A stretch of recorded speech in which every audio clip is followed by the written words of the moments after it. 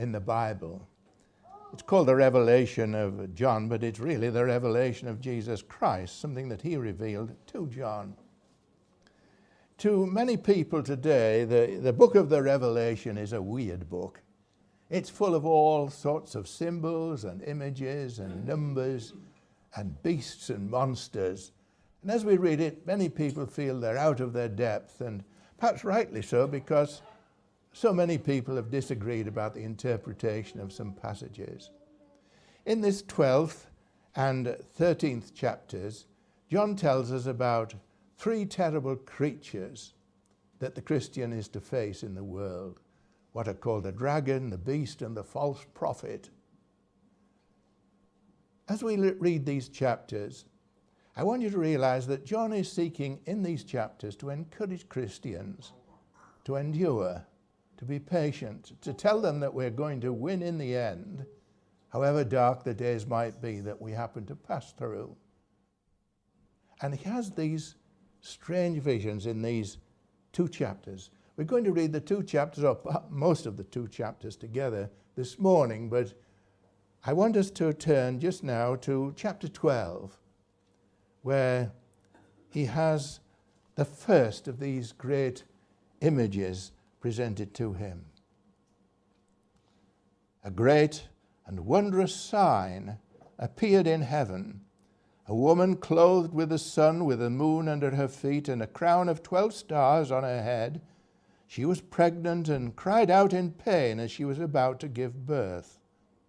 Then another sign appeared in heaven, an enormous red dragon with 7 heads and 10 horns and 7 crowns on his heads. His tail swept 1/3 of the stars out of the sky and flung them to the earth. The dragon stood in front of the woman who was about to give birth, so that he might devour her child the moment it was born. She gave birth to a son, a male child, who will rule all the nations with an iron scepter. And her child was snatched up to God and to his throne. The woman fled into the desert to a place prepared for her by God, where she might be taken care of for 1,260 days. And there was war in heaven.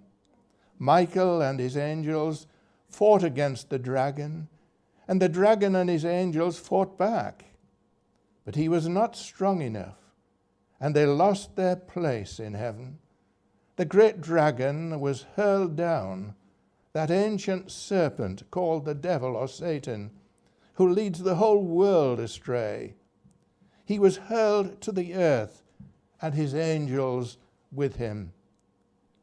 Then I heard a loud voice in heaven say, "Now have come the salvation and the power and the kingdom of our God and the authority of his Christ. For the accuser of our brothers, who accuses them before our God day and night, has been hurled down.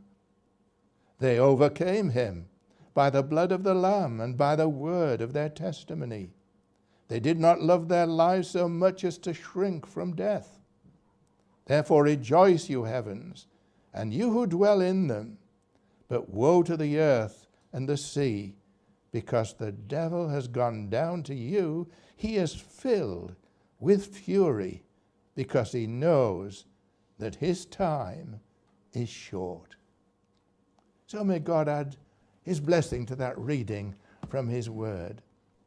Let us come to God, shall we, and pray for the world in which we live and Christian people in that world. Let us bow in prayer.